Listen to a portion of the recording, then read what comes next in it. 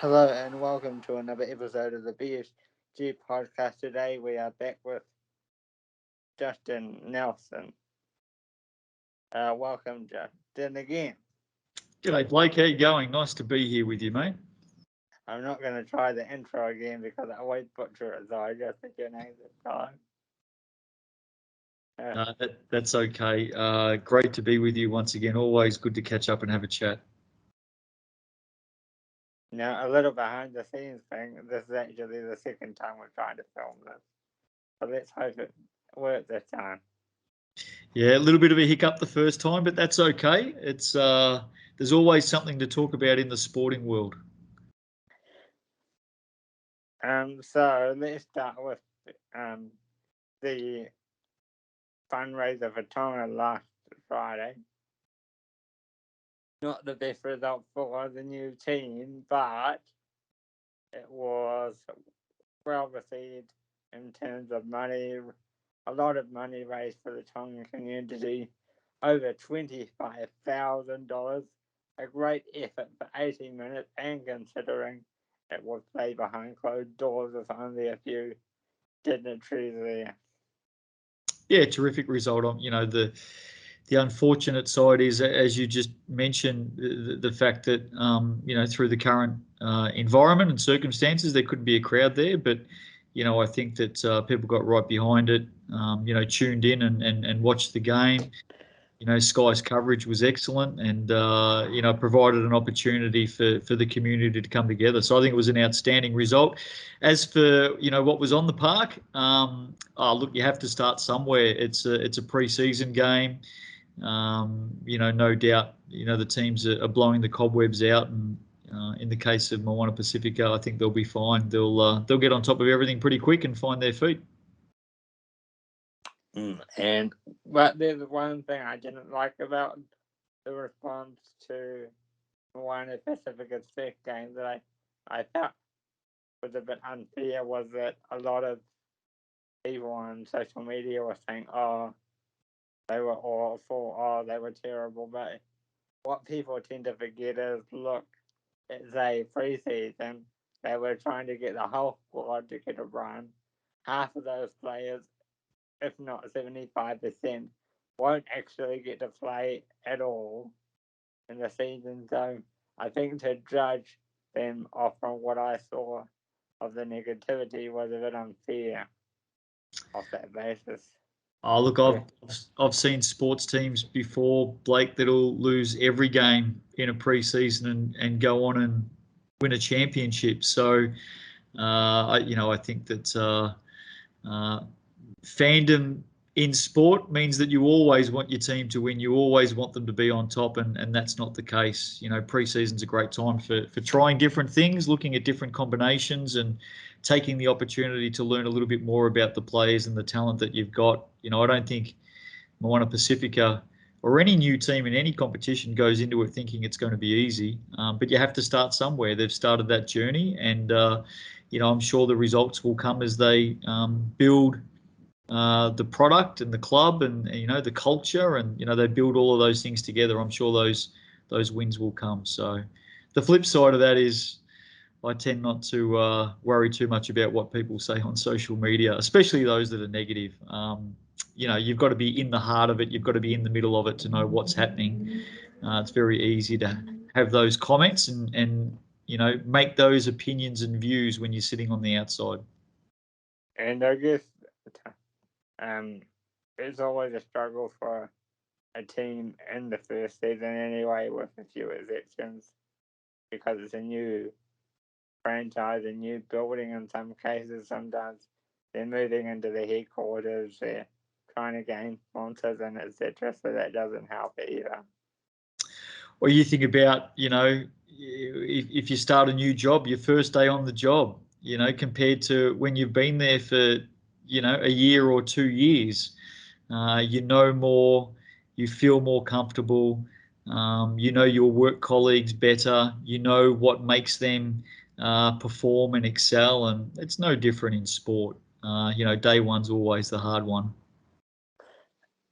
Now, I'm going to get your opinion on something a little bit older because I forgot to do this in one of our previous interviews, because I had Andrew Mulligan on the program since I saw you last, and it just reminded me to ask you. So, no, a couple of seasons ago, we had the hype of like all the, you know, of the ESPN stuff. And now we've got the Jack Jumpers coming in.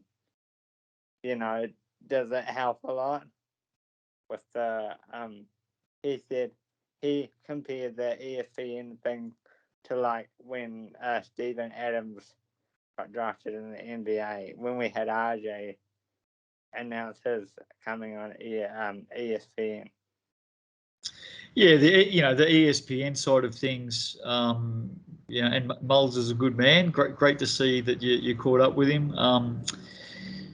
The ESPN announcement for the NBL, which I think is what you're talking about, back in 2020, was a real landmark opportunity for basketball in New Zealand. And that's about to extend into its third season. So ESPN will be showing the Sal's NBL once again in 2022. Just the chance for Kiwis to be seen in America, especially those that, harbour an ambition to go and play college. Those college coaches can tune into ESPN and watch, rising Kiwi stars in basketball. So yeah, it was definitely a landmark opportunity, a great agreement. Despite what some people may say, it's not a financial thing. We push the content over there for free, but what it does is it helps take Kiwi basketball to an incredibly large audience, and an audience that loves basketball and can provide opportunities. So, yep, fantastic, no doubt about it. ESPN has wonderful coverage of sport, and it's nice to know that there's tens of millions of people in the US that now have access to Kiwi basketball. It's great. And I'll ask you this next question because we're doing a mini series with Andrew, and I'll be asking him this question when we record our next episode. What you will see on the channel coming up, so stay subscribed. So we're going to be talking about even though he was only in New Zealand for a brief time, how do you think that in the early days of Steven Adams and him transitioning to the NBA has been for New Zealand sport in general? I think, like, growing up when I was younger, seeing him drafted was just like, it didn't bring tears to my eyes, but it just like being somebody that didn't have much growing up, because before his sister became famous, they struggle. But seeing a guy achieve a dream was very inspiring. Mm. And it's stories like that made me want to do what I want to do. Look, in 2021, the Basketball New Zealand and the NBL won an award from Sport New Zealand, which was the COVID response award, in the way that the NBL had put together the showdown in 2020. Yes, as we touched on previously, that was really cool. Yeah, and at that event, that awards night, I had a number of people speak to me, and they spoke about 3 transformational times in their lifetime with what they'd seen in basketball. And those 3 transformational moments were the 2002, World Championships, when, the Tall Blacks finished 4th, made it through to the bronze medal game. Mm-hmm. The second one was Steve Adams being drafted into the NBA. And the third one was the success of the showdown at a time when globally sport was shutting down. And here in New Zealand, we managed to put together this basketball competition into a bubble and play the game, and for people around the world to be able to watch it. So if you think about that over the last 20 years, people on the outside of the game see those 3 moments as being transformational for basketball and their love of basketball. So it's no accident or coincidence that Steve Adams, exactly what you were saying there, Blake, being drafted, is a significant moment in a lot of people's lives, not only elevating Kiwi basketball, but elevating Kiwi sport. So, yeah, very, very important time in our lives for sure. Had an impact. Do you think it's sad that people don't remember his very, very, very brief time at the Saints in the New Zealand competition? I don't think it's sad. I think it's great that the people that do remember it and did get the chance to see it, probably cherish it. I think everybody hopes, a little bit like what Andrew Bogut did in Australia and Matthew Dellavedova is currently doing in Australia. I think people hope that, when Stephen has finished his NBA career and may it extend for many more years, but when he has finished, that he comes home and maybe he runs around on a basketball court here at home and plays back at the team or in the same league where it all started for him. I think we'd all love to see that. We'd all love to see him play for the Tall Blacks. I think right now though, his focus is, and it must be, on his NBA career. It's only a short window that you get, and I think I'm certainly supportive very much of him getting everything out of himself in the best basketball competition in the world. And I think we should all be proud and enjoy watching him there, and hope that we get to see him back on home soil one day. I think we'd love to see him running around back here to finish out his career. Because I think, and if you know the number, correct me, but I think it was only 5-10 games that he was here, maybe a few more. Yeah, I'm not sure, to be honest. It's before my time here in New Zealand, so I'm not sure. But I bet you they were good games. It was only very few. Yeah. Yeah. And how good is it that he stepped up, very quickly, and went on to the next thing and on to the next thing. I think that's one of the great things about seeing stars in sport. They all start somewhere. They all start as a junior, at school or at a local club at grassroots level. Every superstar in sport, every single one, starts somewhere. And that's a really important thing for us all to remember. They're not always, they weren't superstars from the moment they picked up a tennis racket or a football or a basketball. They started somewhere. They had passion and enjoyed learning the game. And, through that passion and what they've been taught and their practice and their skills and all that sort of stuff, their natural ability, they've gone on to bigger and better achievements. And why do you think it is that he's now decided, like, for the time being, I don't want to play for New Zealand? Because usually, like, that's a kid's dream growing up. You want to play for whether it's the Kiwis, the All Blacks, the Black Caps, the All Whites, the White Ferns, the football fans, etc., etc. Why do you think he had made the choice not to make that next step into international game yet? Oh, look, Blake, I don't really get caught up in a lot of the talk out there, because everyone's got an opinion and everyone thinks that they know, and the fact is they don't know. Stephen's his own person, and I'd like to think that he'd love to play for New Zealand and he can't wait to play for New Zealand, but the timing's not right. I don't get caught up in the past stuff. I mean, the past is the past, and whatever happened, how it happened, you got to move on. And I've got no doubt that Stephen as a person has moved on. I mean, he's a superstar.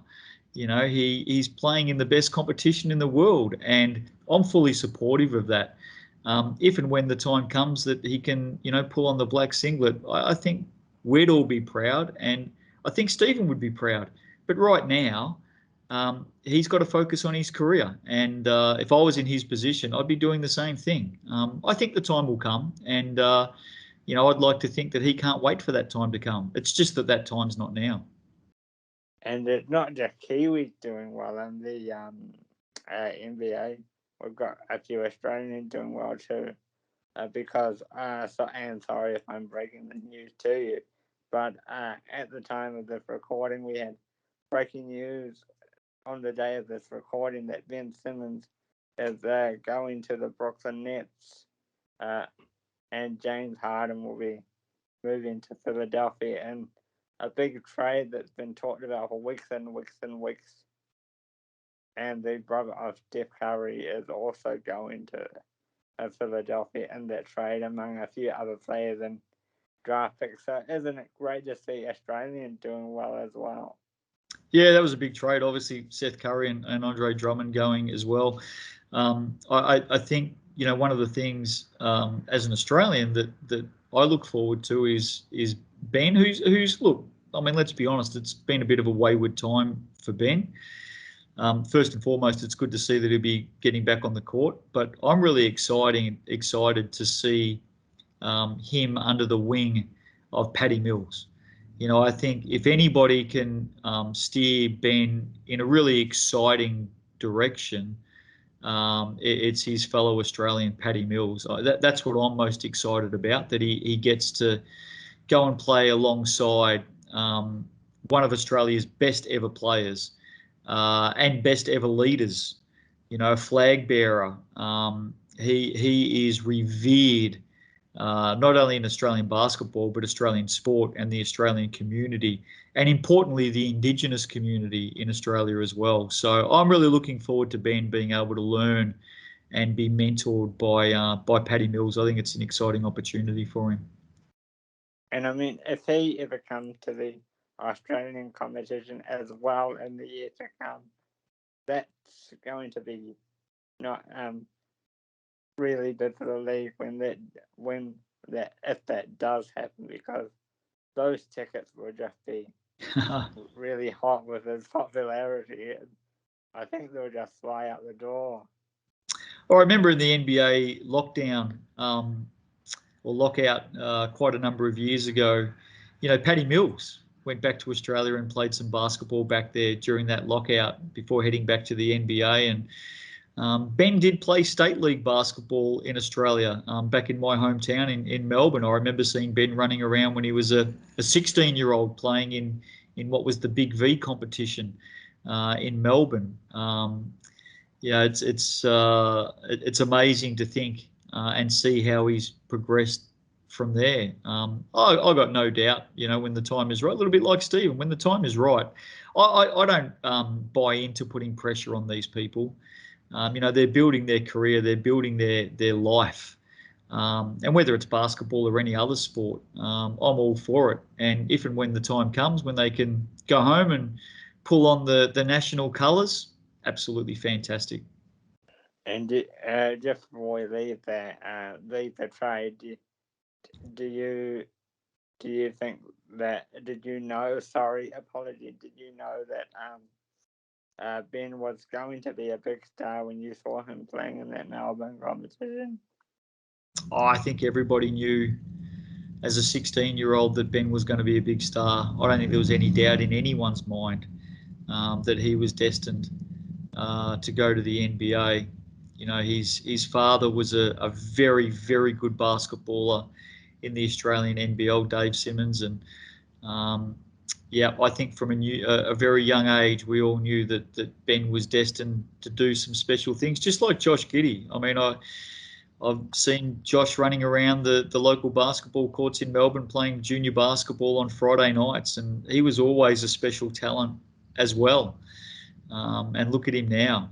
He's got a massive career in front of him. Josh was phenomenal for Adelaide the previous season. He was just too good.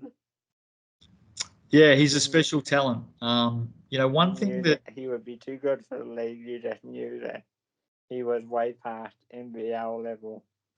Not that the NBL was a bad competition, but you knew he was just too good for that level. He needed to go higher. Yeah, I think one thing that they do well in junior basketball in Australia is they teach kids really good fundamentals and ball skills from a young age. So if they do have, the genes that help them become a little bit taller, all of a sudden you've got these 6'8" to 6'10" Australian guards who can play as point guards. It's quite remarkable. But they learn these ball skills from a very, very young age. So, obviously they're not always 6'8", when they're 8, 9, 10, 11, 12 years of age, but they're getting their craft and they take it through with them. So as they shoot up and they grow in their teenage years, they've got very good fundamentals, great handles. And those players are incredibly hard to match up on, even in the NBA. A 6'8", 6'9" point guard. Gee, that's hard. And you just reminded me of something that I forgot to mention. Why do you think the Big Three, because of Sean Mark being a Kiwi, he tried to do the Big Three model like they sometimes do at the Melbourne Storm that they have with Cameron, that Cooper Cronk, Billy Slater back in the day? Why do you think the model when they tried at Brooklyn up until today hasn't worked? Because you had your Kevin Durant, the Kyrie Irving, and the James Harden. Obviously, we all know why Kyrie didn't work out, and I can't get into that in this on this forum. But why do you think James hasn't worked out? Just to go back a step, it's kind of unique and cool that Brooklyn now has, two star players who were born in Melbourne in Kyrie Irving and Ben Simmons. I think that's pretty cool. As to why it hasn't worked out, again, I'm not on the inside, and I think we can all have an opinion. I think we can all hypothesize without really knowing the personalities that are involved, but there's a lot of egos in the NBA, Blake, and when you have a number of egos in the same team who all need to get their share, it doesn't always go to plan. What I would say with regards to Sean and the Nets, I'd much rather try and make it work than not give it a go. So hats off to Sean and that organisation for giving it a crack, because I'd rather do that. I'd rather have a red hot go at trying to make something work than not trying at all. And they tried, and it hasn't worked. Because he did admit that's where he got the idea for the model from a Craig Bellamy, or from a, that sort of model. So that he's admitted in past interviews that that's where he got it from. He got it from the NRL. Yep. So, and speaking of NRL, we've got the All Stars coming up, so that's going to be a lot of fun. Yeah, there's some great sport on the calendar in 2022. I've been in meetings in the last couple of weeks, and so much content, so many great competitions locally and internationally coming up on Sky this year. It's going to be an exciting time. There's a lot to look forward to. Yeah, and we've got so many that there are too many to run through, but just a couple of examples. We've got the NRL, we've got Super Rugby, we've got the Women's Cricket World Cup, we've got just so many choices. And I asked you the same question I asked you before, because of course the video didn't work, but do you think this is one of the best lineups we've ever had? Yeah, I think so, and I think it's great that there's a lot of women's sport as well. There's some great competitions coming up. Where we're seeing the evolvement of Super Rugby Aupiki. We have a brand new National Women's Basketball League about to be launched in the next few weeks. That'll take place later this year. That's really exciting. ANZ Championship. Great to see that competition going from strength to strength as well. And as you said, the ICC World Cup. There's just so much to look forward to in 2022. And, look, we've all been through some tough times. Blake, the community, sports stars, everyone, doesn't matter what you do for a job, everyone's been through a tough time. I think there's real optimism now, even though, we've probably got another couple of months of hurdles in front of us. I think there's real optimism now that we can see the finish line, or we can definitely see some better times ahead. And sport is a connector. Sport brings people together. And that's a big part of being able to come out the other side of this pandemic. We need our sport. And I think that if the 2022 calendar can stay largely in place, there's going to be a lot for us to enjoy. Commonwealth Games as well. Let's not forget about those coming up in the middle of the year. That's going to be exciting. FIFA World Cup. Oh, just so many.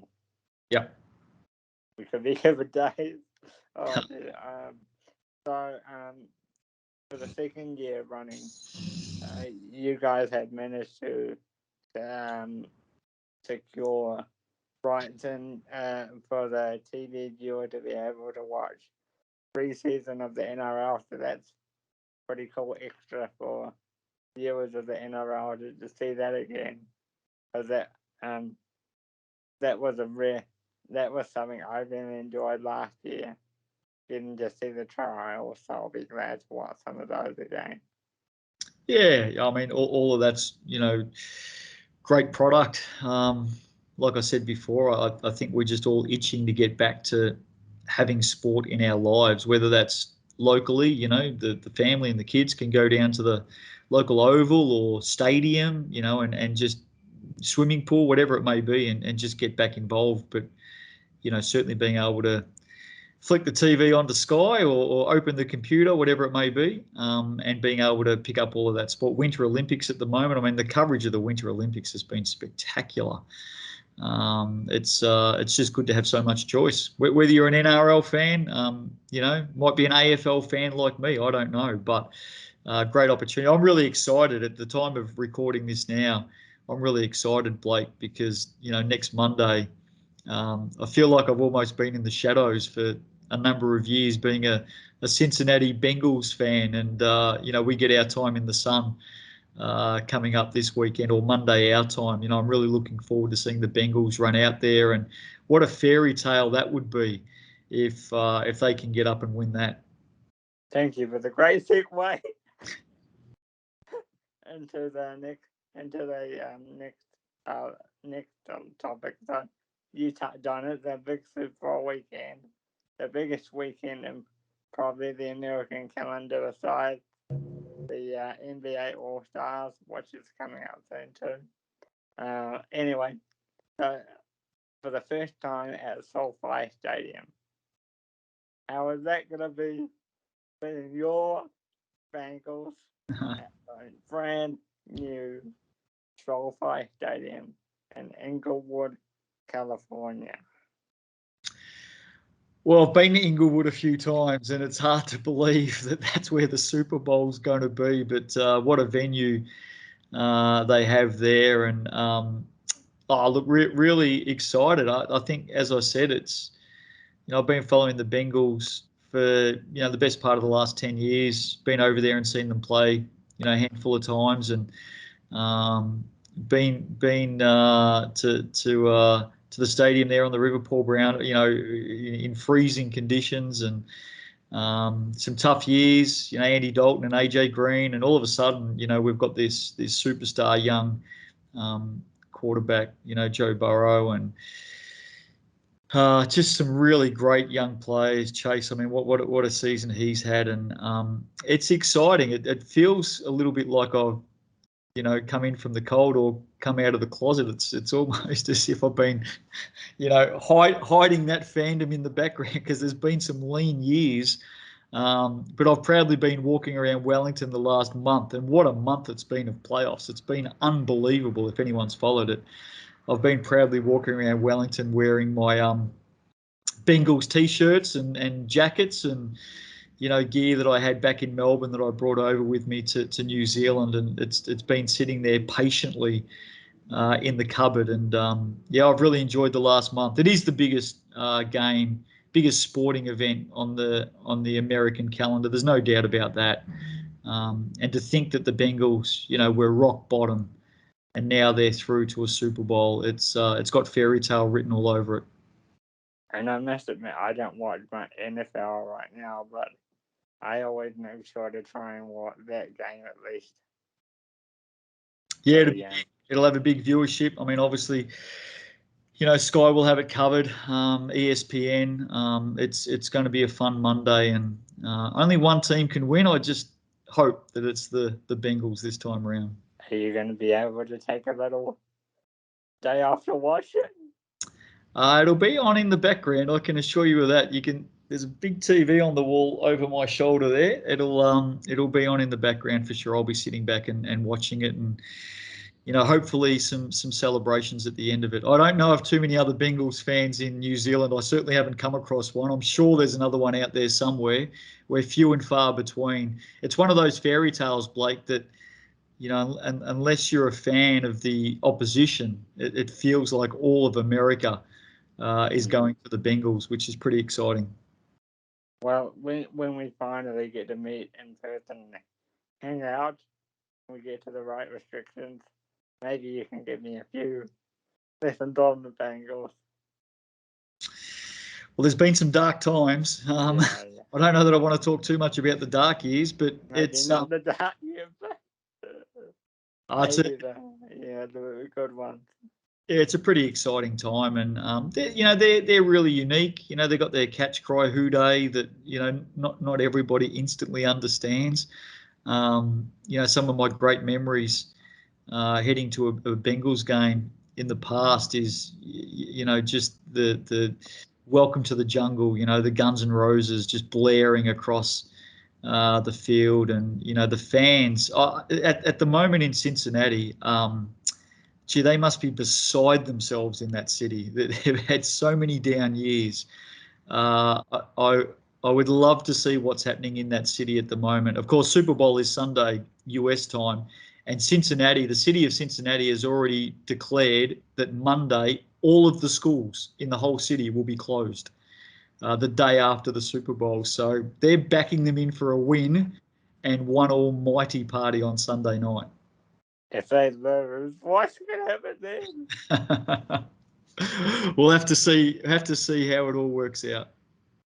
So, before I let you go,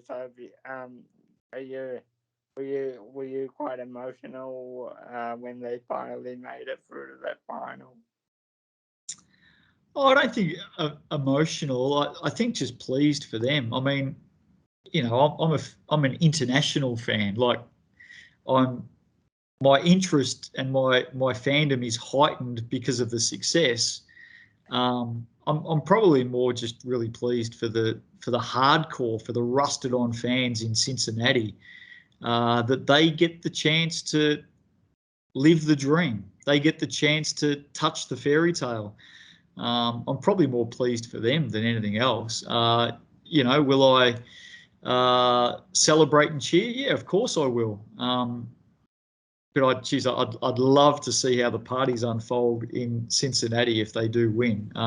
Great moment in time, great moment in sport for all of those people. Just the same as it is for us with, the teams that we're closer to on home base. And, I'm a big Sydney Swans fan in the AFL. And, I remember winning that flag, that premiership in 2005. It had been 72 years in the making. It's unbelievable that, I'd lived my whole life to that point supporting a team and just hadn't seen success. And then all of a sudden, you get to live that moment. You get to live that fairy tale. So I hope for the people of Cincinnati, they get the chance to do that. And is it just your thing, or do your whole family get involved? Do your children getting involved, or is it your own little private thing that you Bengals? It's probably more me, to be honest, Blake. I don't think the rest of my family really care too much, but I've been lucky enough to be over in the States a lot of times in the last decade. Not so much recently, but they're not the only NFL game or team that I've gone out and seen. I've gone to a lot of other games and seen other teams, but there was always something that kept dragging me back to the Bengals. Maybe it was the underdog tag, maybe it was the colours and the music and the fans and the people of Cincinnati. I've always enjoyed going there to the city of Cincinnati. It's in this great triangle. For those that haven't been there, you've literally got Indianapolis 2 hours away to the west, and then you've got 2 hours south down to Louisville. It's just a great triangle of sport. So many passionate fans and a real mixture of sports. Football. Louisville, home of baseball. They love their motorsport. They love their horse racing in that area. Kentucky. Just incredible. So it's a really nice place. Now that the borders will be starting to open up and the COVID will start to go down, hopefully you can get back to Cincinnati. Just like hopefully the Breakers, Phoenix, Warriors, etc. will get to come home. I think that's the big thing we're all looking forward to. I mean, you put a really nice touch on it there, Blake, that, we're talking about NFL in one breath, but, I think we all would love to see our Kiwi players, Kiwi teams, back on home soil and, being able to perform in front of their fans. It must be incredibly tough. I mean, they're paid to do a job, right? So, they're employed and they're working, but it must be incredibly tough to be away from your family and friends, but also as a sports organisation, and I'm a big fans first person. Just being away from your fans, just having that disconnect from your fans, that's tough. I think that's something that we're all looking forward to see changing.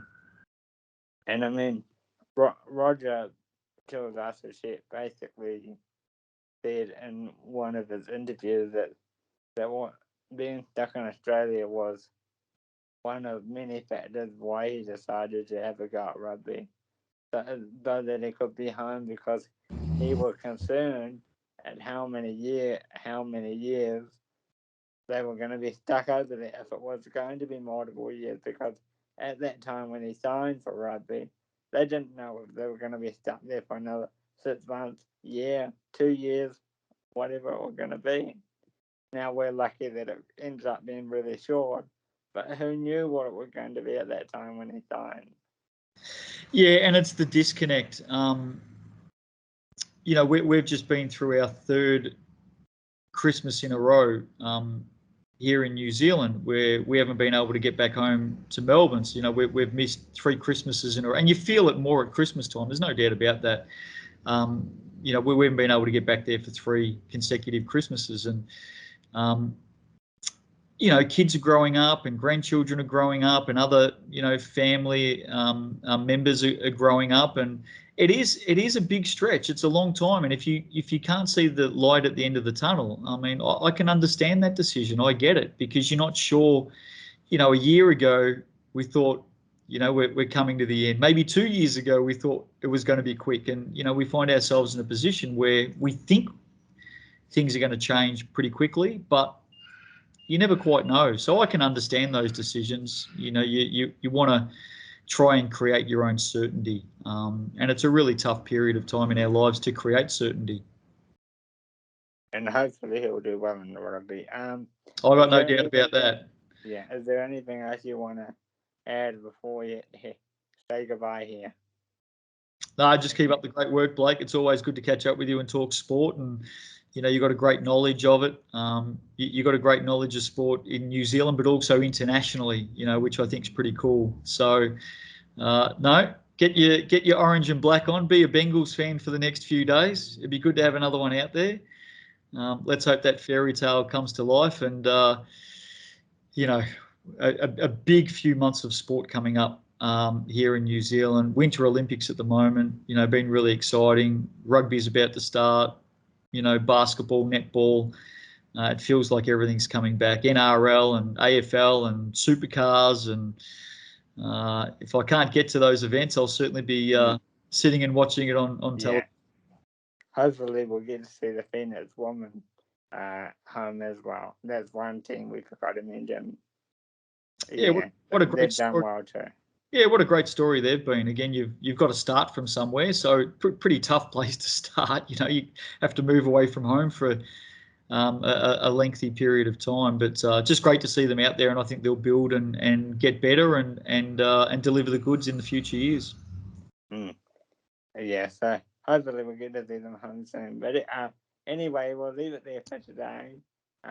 Thank you as always for coming on the show, Justin. You seem to be becoming a bit of a regular now, and by the views, you seem to be quite popular. So Well, may that continue. it's good that everyone's getting used to having an Aussie voice around the place, mate. So no, good on you, Blake. As I said, always great to catch up, and hope to do it again soon. I'm sure this won't be the last time. So Cheers, mate. we'll catch up with you in a little while, see how things are tracking along, and hopefully the next time we do, um, we'll be talking about the club playing at home. But anyway, in the closing, for you viewers, don't forget to like, subscribe, and turn the notification bell on this video, and we'll see you next time.